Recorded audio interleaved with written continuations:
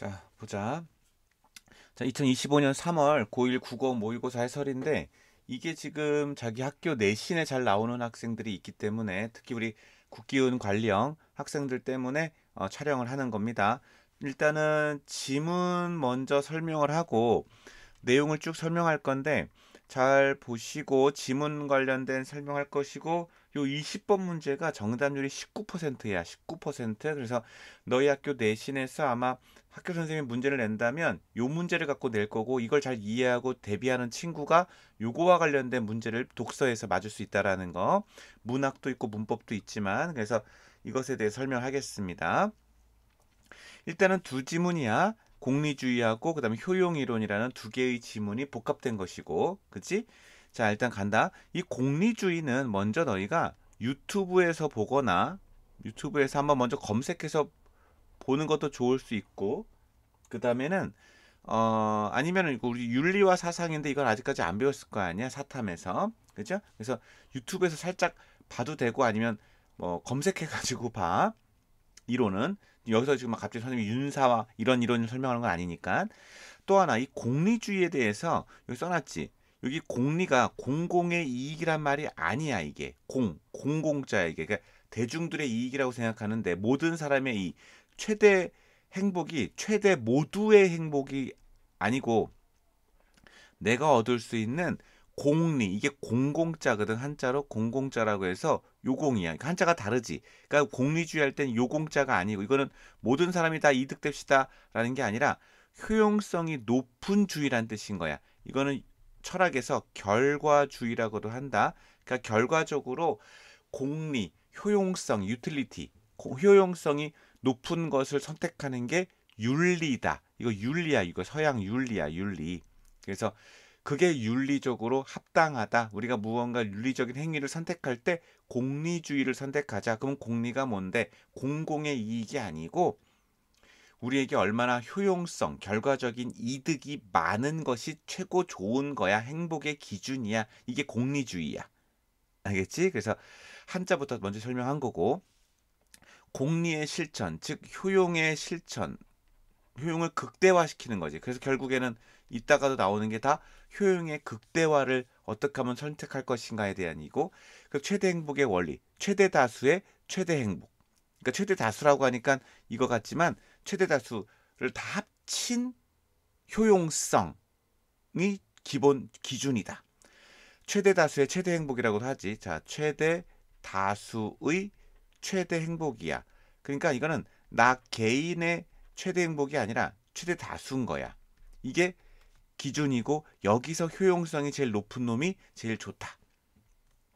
최대다 최대 행복. 원리를 중시한다. 공리란 이익과 효용. 그래서 이익과 효용을 뜻하는 것인가? 방금 요거 설명한 거야. 요 얘기가 요 얘기야. 뭐 한자가 나오진 않겠지만, 그지?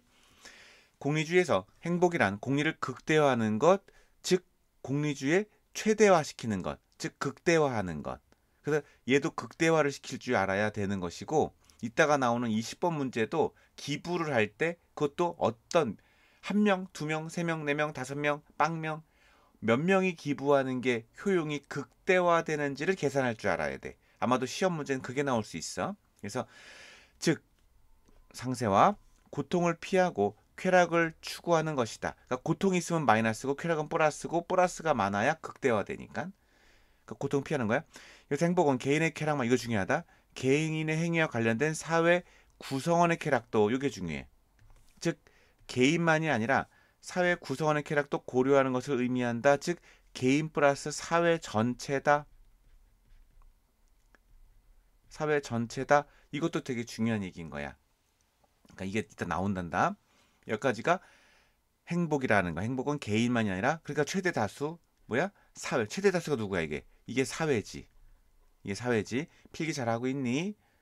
배경고를 위해서 촬영하는 겁니다. 필기 잘하고 외워 또 꼭 맞고 와야 돼 너희들. 확 이름 얘기할 수 있어. 자, 밀 이전의 공리주의를 벤담이라고 그래. 윤서 넘어갔다. 벤담이 이게 양적 공리주의 얘기한 게 벤담인데 지금 이런 철학자가 중요한 건 아니니까 그 다음이 밀이고 그래도 밀은 질적 공리주의자다 이렇게 나누는 거야. 밀 이전의 공리주의는 모든 쾌락이 측정 가능하고 그러니까 모든 쾌락이라는 건 즐거움, 와 맛있다 이것도 뭐 측정 가능해? 그럼 맛있다 쾌락 2점 이렇게 된다는 건가? 그 원천 상관없이 동질적이고 양에서만 차이가 난다라는 양적 쾌락주의에 입장하였다. 이게 벤담의 공리주의야. 초기 공리주의. 동물적 욕망에서 비롯되는 감각적이고 육체적인 쾌락과 고등정신 능력인 지성, 도덕 감정, 상상력 이걸 다 합쳐서 우리가 인간이 행복한 거잖아. 밥 먹고 배부르다가 아니잖아. 그쵸? 지금 포근해, 날씨가 좋아 이 모든 쾌락 다 있는 거거든. 이것들을 다 본질적으로 동일하다. 육체적 쾌락이나 정신적 쾌락이나 동일하게 본 건 양적 공리주의, 벤담, 밀 이전의 공리주의. 그런데 문제점이 있다. 상대적으로 쉽게 쾌락을 향유할 수 있는 동물이 가장 행복하다. 누가 이거? 돼지. 그러면 자 얘들아, 니네 머지외지라고 했지. 이거 독서를 잘하려면 외지가 돼야 돼. 그러니까 머지 외지 이건 기본인 거야. 특히 외지에 대한 답도 설명을 해주겠지만 내신형이니까 너희들 스스로 왜일까 뭘까를 알아야 돼. 왜 돼지가 쉽게 쾌락을 향유할 수 있는 거야? 얘네 그냥 먹는 것만 있으니까 정신적인 없어도 그냥 먹을 것만 그냥 먹으면 다 동질적이잖아. 먹는 것도 일. 막 철학적으로 상상하고 인간이 사랑하는 것도 일이면 돼지가 승이지. 돼지는 눈만 뜨면 먹으니까 돼지 쾌락 1 이렇게 간다는 거야. 그게 이유야. 그러니까 천박한 돼지의 철학이라고 비판을 벤담이 받은 거야. 돼지가 그럼 최고 행복하겠다? 야, 씨, 인간보다 어떻게 돼지가 더 행복하니? 네 이론에 의하면 돼지는 맨날 먹잖아. 먹으면 플러스 1, 플러스 1, 플러스 1, 플러스 1. 왜냐면 정신인 거 똑같으니까. 또한이라는 건 비판 1, 비판 2라는 거야. 최대 행복의 추구가 인간의 이기심이라는 본성과 상충할 수 있다라는 건 최대 행복의 추구가 뭐였지 아까? 이것도 외지야. 인간의 이기심과 본성과 상충한다는데 왜 상충한 거니 이거? 이것도 추론이야. 왜? 추론. 그 이유의 근거가 위에 있어. 즉 사회 구성원의 쾌락도 최대 행복의 추구지. 요게 이거야. 이게 근거야. 그런데 인간의 이기심은 사회 구성원이 아니잖아. 인간 개인이잖아. 그러니까 상충한다라는 거야. 실현 가능 떨어진다는 비판이 있다라는 건 네가 얘기하면 최대 행복의 추구는 사회 구성원 쾌락도 같이 가야 되잖아. 그런데 인간 이기심은 사회 구성원이 중요한 게 아니고 나만이잖아. 그러면 그 본성과 상충할 수 있어. 그래서 실현 가능 떨어진다는 비판이 두 개가 있어. 너는 그러니까 밀 이전의 공리주의는 모든 걸 동일하게 봤기 때문에 정신적 쾌락과 육체적 쾌락을 동일하게 봤기 때문에 양쪽으로 가니까는 돼지의 철학, 천박한 돼지의 철학이라고 돼지가 쾌락 1등이라는 비판을 받을 수 있고 두 번째는 이 네가 얘기했던 것이 사회 구성원 행복 전체를 얘기하잖아. 그러면 인간의 이기심이라는 본성하고도 상틀될 수 있잖아. 이기심은 자기만 원하는 거니까. 그래서 안 돼. 그래서 밀은 공리주의에 대한 제기된 문제점을 해결한다라는 건 이런 그러니까 질적인 거 갖고 왔다라는 거지. 그래서 질적인 공리주의도 있다라는 거고 질적으로 높은 게 점수가 플러스 가산점이 있어야지. 인간이 돼지가 먹는 건 0.1이라고 하고 인간의 상상력은 10점을 줘야지. 질적으로 점수가 달라. 그런 것도 해결하고 그리고 인간의 이기심이라는 본성을 어떻게 해결했지? 이거 어떻게 해결했니? 이거는 외적 제재와 플러스 내적인 제재, 내적 제재, 외적 제재 이걸 통해서 해결했다가 뒤에 나오는 거야. 그러니까 1번도 해결했고 2번도 해결한 거야. 그러니까 지금 선생님 내신형으로 설명해 준다라는 거는 그러니까 먼저 지문 설명하고 그다음에 문제 설명할 수 있어. 이거 기니까. 그래서 외적 제재하고 내적 제재로. 그러니까 첫 번째 돼지가 먹는 건 질적인 것의 가산치를 다르게 함으로써 해결할 수 있는 거고 두 번째 문제였던 것은 인간의 이기심은 제재로서 해결할 수 있는 거를 얘기한다라는 뜻인 거지. 그래서 해결한 내용이 이제 앞으로 나올 거예요. 그 다음 밀은 쾌락은 본래부터 질적 차이가 있다고 보는 질적 쾌락주의를 주장했어. 질적 차이가 있다고 보는 거야. 그러니까 벤담은 질적 차이가 없다. 밀은 쾌락의 질적은 차이가 있다. 질적 쾌락주의. 밀에 의하면 감각적 육체적인 쾌락은 저급 쾌락이고 정신적 쾌락은 고급 쾌락이야. 차이가 있어. 고급 쾌락은 저급 쾌락보다 더 바람직하고 가치가 있는 우월성을 지녀. 그러니까 똑같지 않아. 천박한 대지가 아니야. 근데 여기서 중요한 게 있어. 뭐냐면 밀도 이거 내용을 치면 이따 문제 나왔지만 너희 놓칠 수 있기 때문에 그러는 거야. 밀도 저극 쾌락도 인정하고 수용은 한다가 맞는 거야.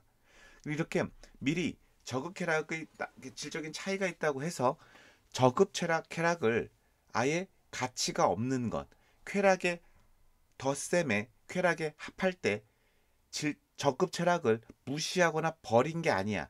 저급 쾌락도 있고 고급 쾌락도 있는데 차이가 있을 뿐이지 얘 플러스 얘인 거지. 이럴 수 있지. 질적 쾌락으로 고급 쾌락을 정신적 쾌락을 10이 있는데 저급 쾌락을 100으로 하면 걔가 이길 수 있는 거야. 있는 거야. 근데 질적 고급 쾌락이 1이고 저급 쾌락이 100이면 그 100이 이길 수 있는 거야. 다 더하기 하니까.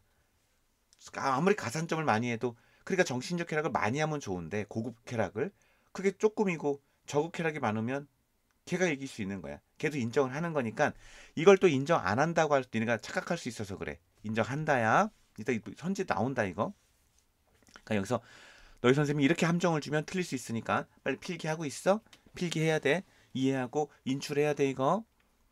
자, 동물과 달리 인간은 고급 쾌락의 추구를 통해서 인간의 품위를 높일 수 있고 이에 어긋나는 것은 본질적으로 인간 행복의 구성에서 될 수 없다. 그러니까 이에 어긋나는 것은 본질 인간의 행복의 구성 요소가 될 수 없다. 이렇게 하니까 왠지 왜 이렇게 저급 쾌락은 아니라고 생각할 수 있지만 저급 쾌락도 쾌락에선 들어가는 거야. 차이가 있을 뿐인 거야. 오해했어 너희가. 행복의 구성 요소가 아니라잖아요. 그러니까 저급 쾌락도 아니라 그 얘기, 이 말은 그 얘기가 아니라 동물과 달리 인간은 고급 쾌락의 추구를 품위를 높일 수 있는 거고 이에 어긋나는 거. 이게 무슨 말이야? 저급 쾌락도 하되 고급 쾌락을 아예 안 하는 것. 즉 고급 쾌락이라는 건 쾌락은 정신적 쾌락을 아예 안 할 때 인간 행복의 구성 요소가 될 수 없다라는 거야. 저급 쾌락만으로는 못 산다는 뜻이지. 저급 쾌락과 고급 쾌락 같이 존재하고 그런데 고급 쾌락인 정신적 쾌락이 아예 없으면 그거는 인간이 아니라는 거지. 인간 본 행복의 구성 요소로 저급 쾌락을 뺀다. 야, 저급 쾌락 중요해 이거. 왜냐면 육체적인 쾌락은 없어? 감각적인 거 없어? 있어. 우리 쾌락 느껴. 더 많이 느껴 우리가. 우리 솔직히 고급 쾌락을 잘 못해. 저급 쾌락으로 모든 쾌락을 다 느껴. 그러니까 저급 쾌락이 없으면 안 돼. 있는 거야. 근데 여기서 얘기했던 건 저급 쾌락만 하면 인간이 아니라는 거지. 고급 쾌락, 정신적 쾌락을 해야 인간이라는 거지. 저급 쾌락을 버리란 뜻이 아니야. 그러니까 이것 때문에 저급 쾌락을 버리는 아이가 있을 수 있으니 요거 내용일치 문제에서 함정으로 나올 수 있다. 배경고 알았니? 이거 조심해. 모르면 물어봐 선생님한테. 자, 그 다음에 선생님이 엄청 자세하게 했기 때문에 벌써 13분이야. 여기 1강, 나 2강, 문제풀이 3강 이렇게 나갈 거야. 밀 이전이야. 공리주의는 최대의 행복 추구와 이기심이 상충할 수 있다고 아까 얘기했지. 왜 상충해? 왜 상충해? 최대 행복 추구는 사회 구성원까지 다 알아야 되는 거지. 근데 인간 이기심 혼자니까 할 때 법률 여론과 같은 외적 제재가 개인의 이기적 본성을 제어할 수 있는 입장을 드러냈다. 그러니까 외적 제재까지는 밀 이전에도 있었어 없었어? 있었던 거야. 아까 얘기했던 외적 제재는 까지는 밀 이전에도 있었던 거야. 그러니까 내가 니네 이거 내용일치 문제 이거 째째하다. 째째하다. 선생님 수업 자체가 내용일치 문제 나올 수 있는 거니까 잘 정리하는 건지 너희들의 몫인 거야. 정리하는 거. 다시 한번 외적 제재다. 이건 밀 이전에도 있었던 제재야. 그러면 아까 해결했던 건 뭐예요? 그걸 더하고 플러스 내적 제재까지 요게 뭔데? 내적 제재가 요게 양심이잖아. 요게 양심이잖아. 그치? 내적 제재도 있었던 거야. 내적 제재를 갖고 나온 거야. 미리. 그러니까 외적 제재는 밀 이전에도 있었어. 이것만 했었으니까 상충되고 해결이 안 되는 거야. 외적 제재를 아무리 해도 사회 외적 제재 뭐야? 피해 나가는 거지 막. 피해 나가면서 인간의 이기심을 추구하겠지. 어우 모든 사람의 행복 다 필요하지 않아. 나만 할 거야. 외적 제재 살짝 피해가면서 할 거야. 문제점이 있었던 거지. 그러니까 인간의 이기적 본성을 제어할 수 있다는 입장을 드러냈다. 외적 제재로 막을 수 있다. 법으로. 하지만 밀은 이것이 근본적인 해결책이 안 된다. 왜? 그놈들이 인간의 이기심을 발휘해서 피해 나갈 거고 어길 거니까. 밀에 따르면 외적 제재가 최대 행복의 원리에 부합은 맞는다는 뜻인 거야. 맞다야. 맞는 행동을 하게 할 수는 있다니까 외적 제재도 인정한 거가 중요해. 이제 이런 게 째째한 내용일치 문제야. 밀도 외적 제재를 인정했어. 어느 정도 제어할 수는 제어하지. 법과 여론. 사람들이 욕하면 법과 여론이야.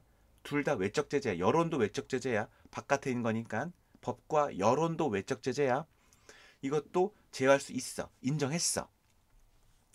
자발적으로 그런 행동하는 것은 아니라 자발적은 아니지. 외적인 거니까. 그러니까 내적이고 그게 뭐다? 양심이다 하는 거지. 그는 내적 제재인 양심을 강조했다. 양심이 중요한 거야. 양심은 우리의 마음에 안에서 형성된 일종의 도덕적 의무감이겠지. 도덕적 의무감이 양심이야. 내면에 있는. 이를 어기면 내면에 고통을 준다. 아, 미안해. 내가 잘못했어. 그러니 나는 이런 걸 안 할 거야. 이런 거. 그러니까 그래서 나는 공리주의를 활성화시킬 거야.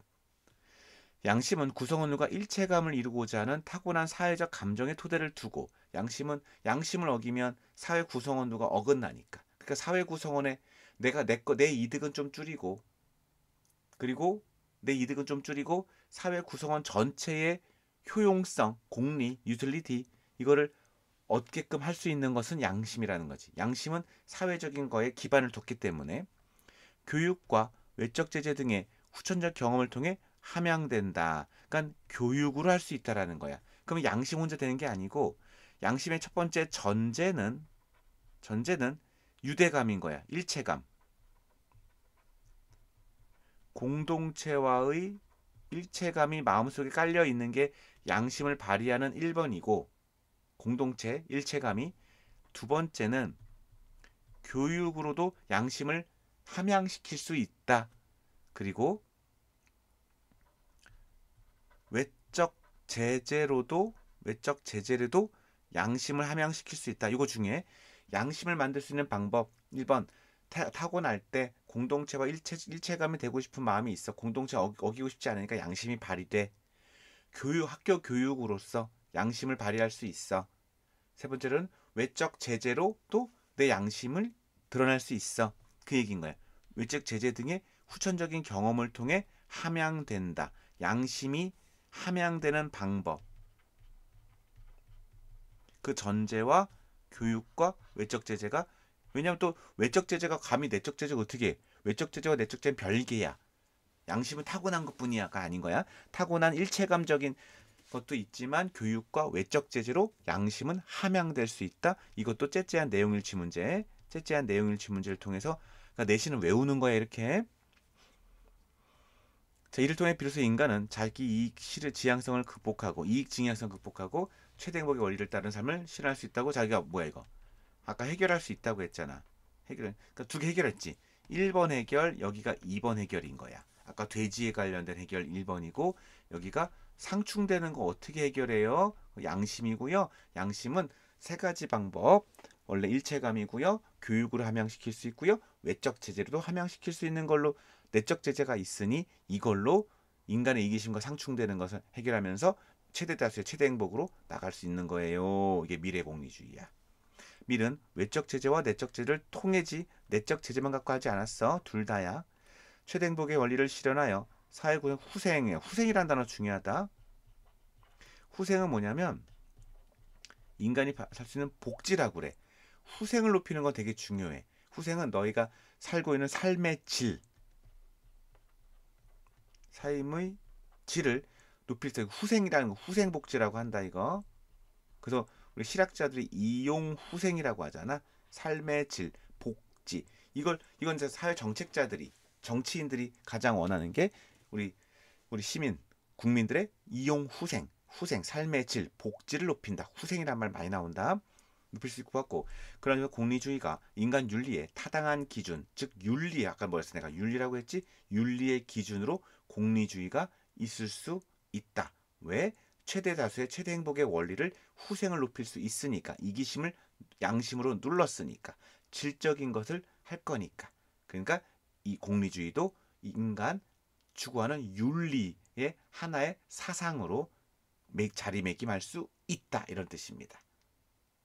엄청 자세히 설명했어. 아마 선생님보다 더 자세히 설명한 건 메가스터디나 이투스나 없을 거야. 내신이기 때문에 그래. 그래서 이거 유튜브에도 열지 않아. 너희만 보라고. 유튜브에 열면 애들 다 볼 거야 이거. 알겠어? 자, 끝. 여기까지가 벌써 20분 넘었기 때문에 이거 하나 듣고 잘 정리해. 국기훈 선생님이다. 안녕.